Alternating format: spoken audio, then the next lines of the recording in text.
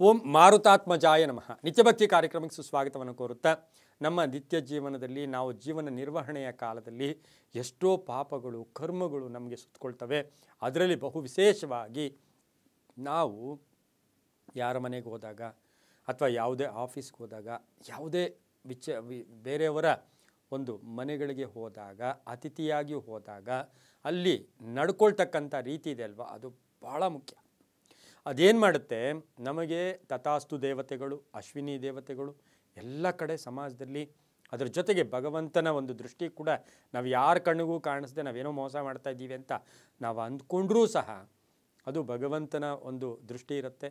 ತಥಾಸ್ತು ದೇವತೆಗಳಿರ್ತಾರೆ, ಅಶ್ವಿನಿ ದೇವತೆಗಳಿರ್ತಾರೆ, ಇವೆಲ್ಲವೂ ಕೂಡ ನಮ್ಮನ್ನು ಗಮನಿಸ್ತಾ ಇರುತ್ತೆ. ಇದರಿಂದ ಏನು ಸಿಗುತ್ತೆ ಅಂದರೆ, ನಾವು ಯಾರ ಮನೆಗೆ ಹೋದಾಗ ಅತಿಥಿಯಾಗಿ ಹೋದಾಗ ಅಲ್ಲಿ ನಡ್ಕೊಳ್ತಕ್ಕಂಥ ರೀತಿ ಅಂದರೆ, ಕೆಲವರು ಏನು ಮಾಡ್ತಾರೆ, ಅಲ್ಲಿ ಅವರ ವಸ್ತುಗಳಿರ್ಬೋದು, ಅವರ ಮನೆಯ ಒಂದು ವಿಚಾರ ಇರ್ಬೋದು, ಅವರ ಉಪಕರಣಗಳಿರ್ಬೋದು, ಎಲ್ಲವನ್ನು ನೋಡಿ ಸಾಧ್ಯವಾದರೆ ಒಂದು ಪ್ರಶಂಸೆಯ ಮಾತಾಡಿ, ಒಂದು ಒಳ್ಳೆಯ ಮಾತಾಡಿ. ಆದರೆ ಅದು ಬಿಟ್ಟು ಮನಸ್ಸಿನಲ್ಲಿ ಅಯ್ಯೋ ಹೀಗಿದೆಯಾ, ಅಯ್ಯೋ ಹಾಗಿದೆಯಾ, ಇವರಿಷ್ಟೆಲ್ಲ ಹೇಳ್ತಾರೆ, ಇವ್ರ ಮನೆ ನೋಡಿದ್ರೆ ಹೀಗಿದೆ, ಇವ್ರ ವಸ್ತುಗಳು ಚೆನ್ನಾಗಿಲ್ಲ, ಎಲ್ಲ ಕೊಳಕಿದೆ, ಇನ್ನೊಂದಿದೆ, ಮತ್ತೊಂದಿದೆ ಅಂದರೆ ಇದರಿಂದ ಏನು ಅಂದರೆ, ಇದರಿಂದ ಕೂಡ ಪಾಪ ಬರುತ್ತೆ, ಇದರಿಂದ ಕರ್ಮ ಸುತ್ತಕೊಳ್ಳುತ್ತೆ, ಇದರಿಂದ ಕೂಡ ನಾಳೆ ದಿನ ಅವರಿಗೆ ಅದೃಷ್ಟ ಕೂಡಿ ಬಂದು ನಾವು ಹೀನ ಮಟ್ಟಕ್ಕೂ ಕೂಡ ಹೋಗ್ತಕ್ಕಂಥ ಸಾಧ್ಯತೆ ಇರುತ್ತೆ. ಇದು ಶಾಸ್ತ್ರಗಳಲ್ಲಿ, ಧರ್ಮಗಳಲ್ಲಿ, ಅದಕ್ಕೆ ಕಾಮ, ಕ್ರೋಧ, ಲೋಭ, ಮೋಹ, ಮದ, ಮತ್ಸರಗಳು ಅಂತ ಅರಿಷಡ್ ವರ್ಗಗಳಲ್ಲಿದೆ. ಇವೆಲ್ಲವುಗಳಲ್ಲಿ ಇದು ಕೂಡ ಒಂದು. ಏನು ಅಂದರೆ, ಅತಿಥಿಯಾಗಿ ಹೋದಾಗ, ಬೇರೆಯವರ ಮನೆಗೆ ಹೋದಾಗ ಅಲ್ಲಿನ ವಾತಾವರಣಕ್ಕೆ ತಕ್ಕ ಹಾಗೆ ಸ್ವಲ್ಪ ಹೊತ್ತಾದರೂ ನಾವು ನಡ್ಕೋಬೇಕಾಗತ್ತೆ. ನಮ್ಮ ಮನೆಯಲ್ಲಿ ನಾವಿರ್ತಕ್ಕಂಥ ಜೀವನ ಐಷಾರಾಮಿ ಇರ್ಬೋದು, ತುಂಬ ಚೆನ್ನಾಗಿರ್ಬೋದು, ಅಥವಾ ಅವ್ರಿಗಂತ ಇನ್ನೂ ಚೆನ್ನಾಗಿರ್ಬೋದು, ಅವ್ರಿಗಂತ ಕಡಿಮೆನೂ ಇರ್ಬೋದು.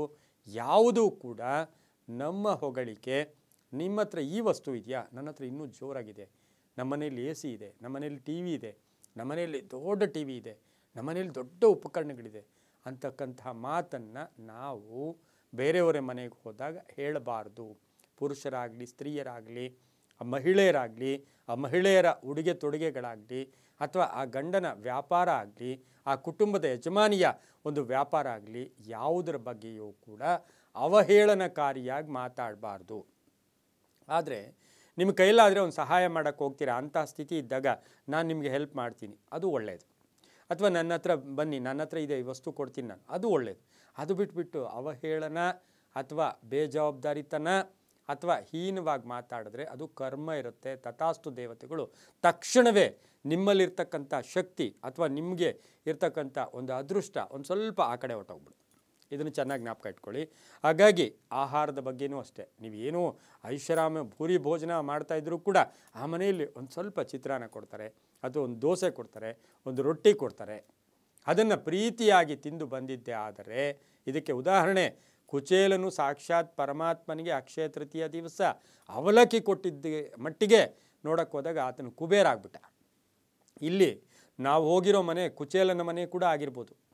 ಹಾಗಾಗಿ ಆ ಮನೆಯಲ್ಲಿ ನಾವು ಅವಲಕ್ಕಿಯನ್ನು, ಇದು ರಿವರ್ಸ್ ಈ ಕಲಿಯುಗಕ್ಕೆ, ಅವ್ರ ಮನೆಯಲ್ಲಿ ನಾವು ಅವಲಕ್ಕಿ ತಿಂದ್ವಿ, ರೊಟ್ಟಿ ತಿಂದ್ವಿ, ಬಂದ್ವಿ, ಅದು ನಮಗೆ ನಾಳೆ ದಿವಸ ಪಂಚಭಕ್ಷ ಪರಮಾನ್ನ ಕೂಡ ಆಗ್ಬೋದು, ಬಂಗಾರ ಆಗ್ಬೋದು, ಇನ್ನೂ ಐಶ್ವರ್ಯ ಕೂಡ ಬರ್ಬೋದು. ಹಾಗಾಗಿ ಅಡ್ಜಸ್ಟ್ ಮಾಡ್ಕೊಂಡು ಹೋಗಬೇಕು. ಸಾಧ್ಯವಾದಷ್ಟು ಧನಾತ್ಮಕವಾಗಿ ಚಿಂತೆ ಮಾಡಬೇಕು.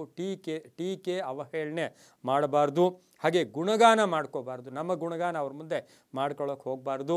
ಸ್ವಲ್ಪ ಸಾಧ್ಯವಾದಷ್ಟು ಪ್ರೀತಿಯಿಂದ ಬಂಧುಗಳಾಗಲಿ, ಸ್ನೇಹಿತರಾಗಲಿ, ಬೇರೆಯವರಾಗಲಿ, ಅಪರಿಚಿತರಾಗಲಿ, ಯಾರ ಹತ್ತಿರ ಹೋದರೂ ಕೂಡ ಹುಷಾರಾಗಿರಬೇಕು. ಅವ್ರು ಕೊಡ್ತಕ್ಕಂಥ ಸಣ್ಣ ಆಹಾರ, ಸಾಕ್ಷಾತ್ ಶಂಕರಾಚಾರ್ಯರಿಗೆ ಆ ವೃದ್ಧ ತಾಯಿ ಒಂದು ಹಣ್ಣು ಕೊಟ್ಟಿದ ತಕ್ಷಣವೇ ಕನಕದಾರ ಸ್ತೋತ್ರ ಕೂಡ ಆಗ್ಬಿಡ್ತು.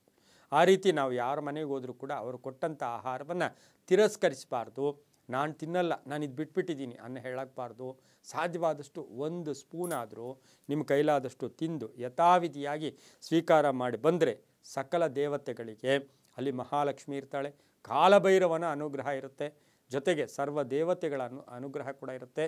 ಇದು ಈ ಸಣ್ಣ ವಿಷಯಗಳಾದರೂ ಕೂಡ ನಾವು ಬೇರೆಯವ್ರ ಮನೆಗೆ ಹೋದಾಗ ವಿನಯ ವಿಧೇಯತೆಯಿಂದ ನಡ್ಕೊಂಡ್ರೆ ಅದು ಭಗವಂತನ ಕೃಪೆಗೂ ಕೂಡ ಪಾತ್ರರಾಗ್ತೀವಿ. ಕೇವಲ ಪೂಜೆ ಮಾಡ್ಕೊಂಡು ಕುಳಿತುಕೊಂಡ್ರೇ ಒಳ್ಳೆಯದಾಗಲ್ಲ, ನಡ್ಕೊಳ್ಳೋ ರೀತಿ ಕೂಡ ಒಳ್ಳೆಯದು ಅಂತ ಹೇಳ್ತಾ, ಸರ್ವೇ ಜನ ಸುಖಿನೋ ಭವಂತು, ಸಮಸ್ತ ಸನ್ಮಂಗಳಾನಿ ಭವಂತು.